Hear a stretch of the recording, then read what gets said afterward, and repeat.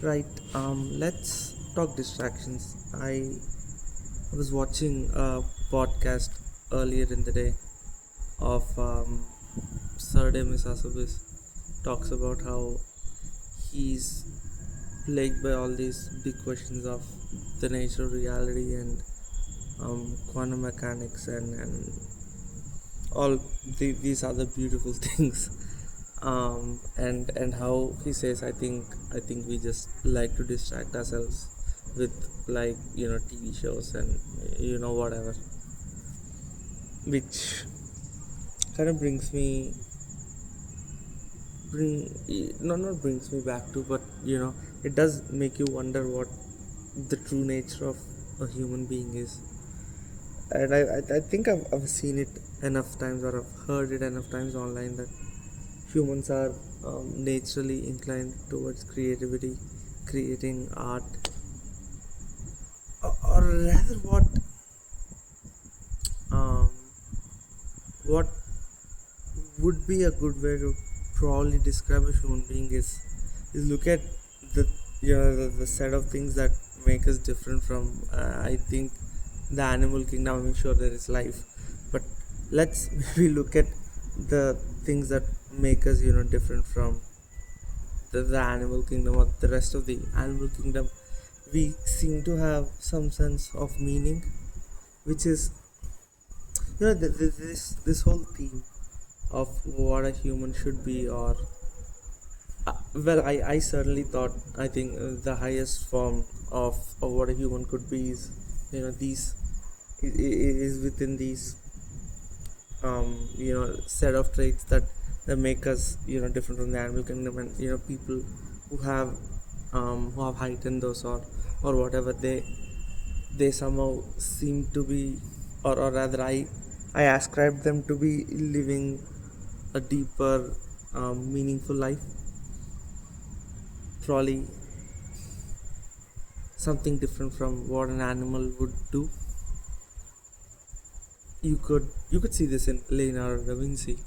He was a painter, he was infinitely curious, and he was this and that. I mean, okay, sure, me saying all of this, and all of it could be me drawing from my past life of me doing all of this, and me making myself feel better. And that is, yeah, sure, that is the wounds talking. I'm I'm gonna give you that those are the wounds talking. And I will, or rather, I've noticed it now, okay, and it won't happen again, which is what I can do, which is what any of us can do. Therein lies this other question of, see, even this introspection and all of it does fall within those certain traits of intelligence, or what makes us human, that I described. So in one sense, it's kind of an inception. And therein, I'd also like to probably think about hobbies as well, because the kind of hobbies, or the kind of things you do, it it does kind of, to some extent, define the kind of person you turn out to be. Because with science, right, with questions of science, you're always infinitely humble, because for every question that you thought you answered, you just open like 10 additional doors. um like, not that is really what happens with science. But not so much with wealth, or other endeavors in life that you see yourself pursuing. A politician, or somebody else, as for that matter, the kind of things they do, it it probably will lead to maladaptive schemas, or I don't know how to put this, man. It definitely is not gonna make you a better person. Okay, let's start with the fact that I don't think it's gonna make you more empathetic, or anything of that sort. And secondly, it is most certainly not gonna make you want to look within yourself. Look within yourself, make this world a better place. It's not gonna do any of that. And thirdly, it doesn't fall within those subsets of what makes a human that I said. This is certainly very fascinating, the ultimate question even. But if what I said were to be true, or I mean, there is no way. I mean, something that I was just thinking about was how nobody really has any idea as to what they're doing. Everybody is just kind of winging it. Yeah, everybody is just kind of winging it. Anyone who says they have this super manual to how the world and the universe works, yeah, no, run away from them, man. My God. But yeah, no. What were we talking about? Yeah, let's just say that is true.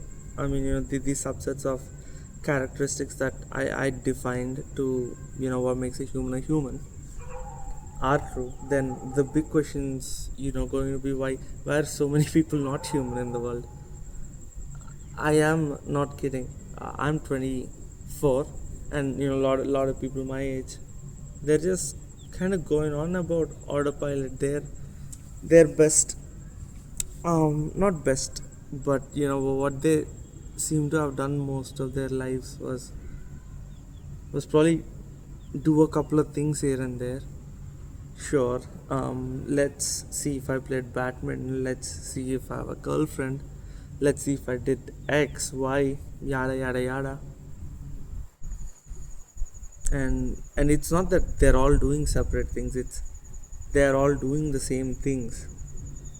It's almost like, again, back to my previous videos where you're probably living by your wounds. It's almost as if their wounds are the same, and they're all compensating or distracting for them by just being them. And I'm not sure about the kind of satisfaction it give you in life, because it certainly didn't give me a whole lot of satisfaction. I was compensating for my wounds, and every day it seemed like a struggle. I've had debates or arguments along these lines, and usually it people probably, or rather I seem to have been compensating for my wounds by doing this, by making myself feel better, by saying, oh look, I'm so different, this, that, this. But then again, the the very fact of me going out and expressing my entire belief system is what is forcing me to kind of look around, change. So in one way, I'd argue this is the superior way of doing things, because can you imagine if you held your beliefs within yourself and told nobody, just pretended to be nice? Oh wait, no, we're all the same. I think we're all equal here, or rather, yeah, never standing firm by your own light. I mean, boy. But no, I'm actually curious about if in the future we're all gonna look back and look at all of the human potential that's been wasted on all the people who didn't live complete lives. One of as of right now, there is nothing as a complete life. It it could be a wound stalking right now, or it could be anything, man. We don't know. We're at a real point where we don't know anything.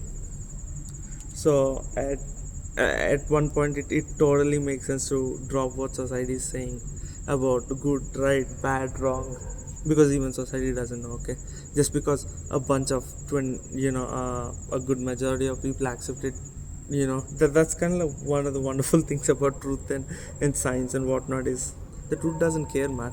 If a million people were to believe it, or whatnot.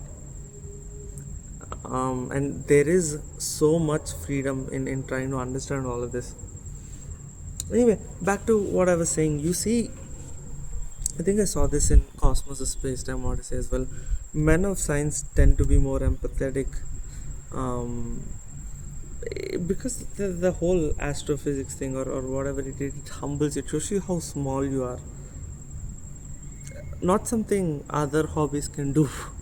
and people get offended, or rather, they say, not they, not all of them at least, but it does come out like that. And arrogance is then looked at as some sort of this bad thing. Again, what society tells you, okay? But arrogance is not necessarily a bad thing if you are pursuing it from a place of curiosity or whatnot. In fact, I'd argue that it'd be more arrogant to believe things and pretend to be nice, which is something a lot of people do. They could just totally go, man, this guy is an idiot on the inside, and just completely play it out to be your friend or be on your side. Which, whew, tell me that isn't arrogant. Mm, cool though.